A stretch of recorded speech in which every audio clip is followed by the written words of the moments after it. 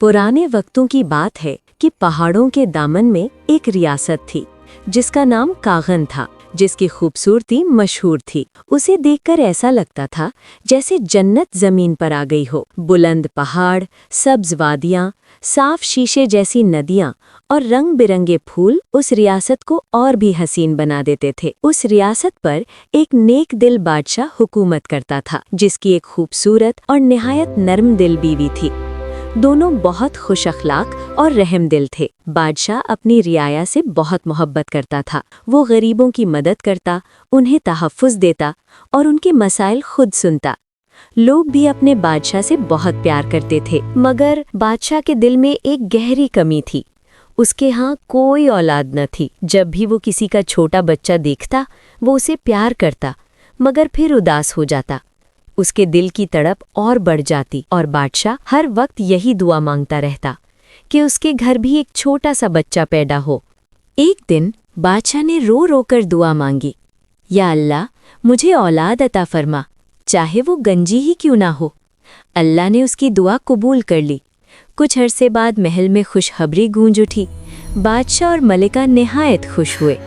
बादशाह मलिका का बहुत ख्याल रखता था, उसे आराम देता और हर पल उसके पास रहता। फिर एक दिन उनके घर एक प्यारी सी बेटी पैदा हुई। उसका नाम हीरा रखा गया। हीरा बहुत मासूम और नेक दिल थी, मगर पैदाइशी तौर पर उसके सर पर बाल न थे। बादशाह को अपनी बेटी से बेपनाह मोहब्बत थी, मगर उसे डर था कि लोग उसका मजाक उड़ाएंगे। इसलिए बादशाह ने महल के चारों तरफ ऊंची और मजबूत दीवारें बनवा दी। उसने फैसला किया कि हीरा को दुनिया की बुरी नज़रों से महफूज रखेगा। महल के अंदर ही उसकी तालीम, खेल और परवरिश का इंतज़ाम किया गया। वक्त गुजरता गया और हीरा जवान होने लगी, लेकिन वो अक्सर उदास रहती। न कोई दोस्त था, न कोई हम उम्र साथी। वो अपने कमरे में अकेली बैठी रहती। कभी कभी बैल्कनी में खड़ी होकर दूर पहाड़ों और शहर की तरफ देखती। कभी महल के दरवाजे के पास घंटों बैठी आंसू बहाती। उसे लगता था जैसे वो किसी कैद में हो। वो बादशाह से कहती, अब्बू, मैं इस महल से बाहर कब जाऊंगी? मैं दुनिया की खूबसूरती कब देखूंगी?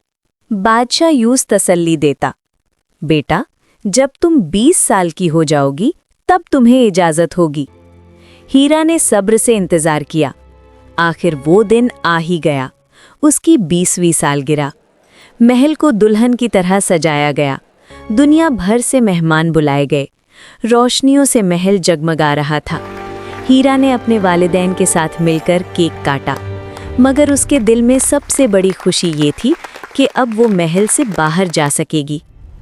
इजाज़त मिलते ही वो खुशी से बाहर की तरफ दौड़ी। शहर उसके लिए एक ख्वाब जैसा था। वो बाजार में पहुंची। हर तरफ रंग, आवाज़ और ख़रीदारी का मेला लगा था। मगर जैसे ही लोगों की नज़र उस पर पड़ी, सब हैरान हो गए। कुछ लोग हंसने लगे, कुछ उसका मजाक उड़ाने लगे। हीरा का दिल टूट गया। वो अपनी सारी खुशी भूलकर वहां से भाग निकली। भागते भागते वो एक अनोखी जगह पहुंची, क्रिस्टल का जंगल। वहां घास की जगह चमकते क्रिस्टल थे। दरख्तों पर क्रिस्टल के फूल और फल लगे थे। नदी का पानी शीशे की तरह साफ और चमकदार था। थककर वो एक दरख्त के साथ बैठ गई। उसका दिल बहुत जख्मी था। रोते रोते उसकी आंख लग गई। अचानक उसे महसूस हुआ कि कोई उसके पास है। आंख खोली तो उसने एक इंतहाई खूबसूरत क्रिस्टल फेरी को देखा। उसका लिबास सफ़ेद क्रिस्टल का था। हाथ में चमकती छड़ी थी। उसका चेहरा संगे मरमर की तरह तराशा हुआ था। फेरी ने नरमी से पूछा, प्यारी लड़की, तुम यहाँ क्या कर रही हो और तुम इतनी दुखी क्यों हो? हीरा ने अपनी सारी कहानी सुना दी। अपनी पैदाइश, सालों की तन्हाई और लोगों का मजाक। वो रो कर बोली, कोई मुझे बगैर बालों के पसंद नहीं करता। फेरी ने उम्मीद भरी मुस्कुराहट के साथ उसे देखा। फिर हीरा को नींद आ गई। जब उसकी आंख खुली, फेरी गायब थी। हीरा ने अपने सर को छुआ। अब वो गंजी नहीं थी। उसके बाल सूरज की किरणों की तरह चमक रहे थे और कमर तक लहराते थे। वो खुशी से झूम उठी। वो फौरन कागन की तरफ रवाना हो गई। लोग उसे देखकर हैरान रह गए। जो लोग पहले मजाक उड़ा रहे थे अब उसकी खूबसूरती पर रश्क कर रहे थे। हीरा महल की तरफ दौड़ी। हॉल में बादशाह खड़ा था।